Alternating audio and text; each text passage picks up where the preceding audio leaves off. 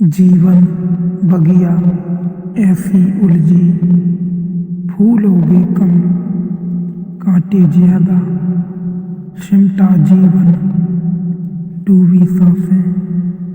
आना है तो अब भी आजा। यदि आपने अभी तक अंतिम अध्याय नहीं देखा है तो कृपया करके अंतिम अध्याय देखें, उसके बाद ही इस अध्याय में प्रवेश करें। बिना पिछला अध्याय देखे इस अध्याय को भी न देखें, अपना समय व्यतीत न करें। 3 तरह के लोग हैं जगत में। कुछ लोग हैं जो बिना कर्म के ही जी नहीं सकते, उसके सारे जीवन का प्रभाव कर्मठता का है। खाली बैठाओ बैठ न सकेंगे, कुछ न कुछ करेंगे। ऊर्जा है बहती हुई, ऊर्जा है, कुछ हर्ज नहीं। तो सद्गुरु कहते हैं कि फिर तुम कर्म के साथ ही ध्यान की औषधि को घटक लो। चलो यही सही, तुमसे कर्म छोड़ते नहीं बनता। ध्यान तो जोड़ सकते हो, कर्म में तुम कहते हो कर्म छोड़कर तो मैं क्षण भर नहीं बैठ सकता। बैठ मैं सकता ही नहीं, बैठना मेरा बस नहीं, मैं नहीं, मेरा स्वभाव नहीं बैठना। मनोवैज्ञानिक जिनको एक्सट्रोवर्ट्स कहते हैं, बहिर्मुखी सदा संलग्न है। कुछ न कुछ काम चाहिए जब तक थक कर गिर न जाए, सो न जाए। जब तक कर्म को छोड़ना उन्हें संभव नहीं है, कर्म उन्हें स्वाभाविक है। तो सद्गुरु कहते हैं ठीक है, कर्म पर ही सवारी कर लो, इसी के घोड़ा बना लो, इसी में मिला लो औषधि को और घटक जाओ। असली सवाल औषधि का है।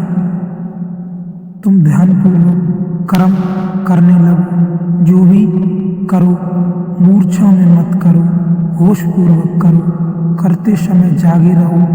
फिर कुछ हो जो कहते हैं कर्म का तो हम पर कोई प्रभाव नहीं, लेकिन विचार की बड़ी तरंगें उठती हैं। कुछ ऐसे लोग हैं जो कहते हैं कर्म का तो हम पर कोई प्रभाव नहीं, लेकिन विचार की बड़ी तरंगें उठती हैं। विचारक हैं, कर्म में उन्हें कोई रस नहीं, बाहर में उन्हें कोई उत्सुकता नहीं, मगर भीतर बड़ी तरंगें हैं उठती हैं।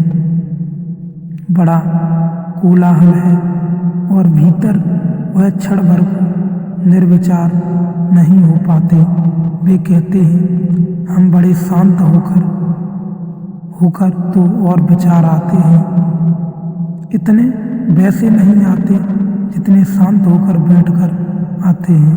पूजा प्रार्थना ध्यान का नाम ही लेते हैं कि बस विचारों का बड़ा आक्रमण, सेनाएं पर सेनाएं चली आती हैं, डुबा लेती हैं। क्या करें? तो सद्गुरु कहते हैं तुम विचार में ही मिलाकर ध्यान को पी जाओ। विचार को रोको मत। विचार आए तो उसे देखो, उसमें खो मत। थोड़े दूर खड़े रहो, थोड़े फासले पर शांत भाव से देखते हुए विचार को सही। यह बात समझ लेने लायक है बहुत। विचार को रोको मत। आए तो उसे देखो, उसमें खो मत। थोड़े दूर खड़े रहो, अपने आप को मत जोड़ो उससे। थोड़े फासले पर शांत भाव से देखते हुए विचार को ही धीरे धीरे तुम साक्षी भाव को उपलब्ध हो जाओगे। विचार से ही ध्यान को जोड़ दो। फिर कुछ भी कहते हैं न हमें विचार की कोई झंझट है, न हमें कर्म की कोई झंझट है। भाव का उद्रेक होता है, भाव है, प्रेम है, आंसू बहते हैं, हृदय गदगद हो जाता है, डुबकी लग जाती है, प्रेम स्नेह में, श्रद्धा में, भक्ति में सद्गुरु कहते हैं। इसी को औषधि बना लो, इसी में ध्यान जोड़ लो। आंसू तो बहें, ध्यानपूर्वक बहें, रोमांच तो हो लेकिन ध्यानपूर्वक हो। लेकिन सार सूत्र ध्यान है, ध्यान को मत भूलो। हृदय गदगद हो, प्रेम बहे, भक्ति बहे, भाव बहे। तुम ध्यान में ही करो, आंसू बहे, ध्यान दो उस पर भी। उसके साथ एक न हो, उसे दूर से देखो, थोड़ी फासला रखो। ये जो भक्ति, कर्म और ज्ञान के भेद हैं, ये औषधि के भेद नहीं है। औषधि तो एक ही है, मौलिक बात तो ध्यान ही है। और यही तुम्हें अष्टावक्र को समझना होगा। अष्टावक्र कहते हैं सीधे ही छलांग लगा जाओ, औषधि सीधी ही गटकी जा सकती है। वे कहते हैं इन साधनों की भी जरूरत नहीं है। इसीलिए अष्टावक्र न तो ज्ञान योगी है, न भक्ति योगी है, न कर्म योगी है।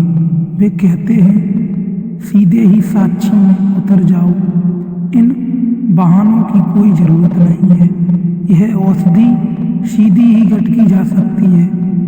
छोड़ो बहानों को, बहान छोड़ो, बहाना भी छोड़ो। ये सीधे ही दौड़ सकते हो, साक्षी सीधे ही हो सकते हो। इसलिए जहाँ तक अष्टावक्र का संबंध है, साक्षी और ध्यान में कोई फर्क नहीं।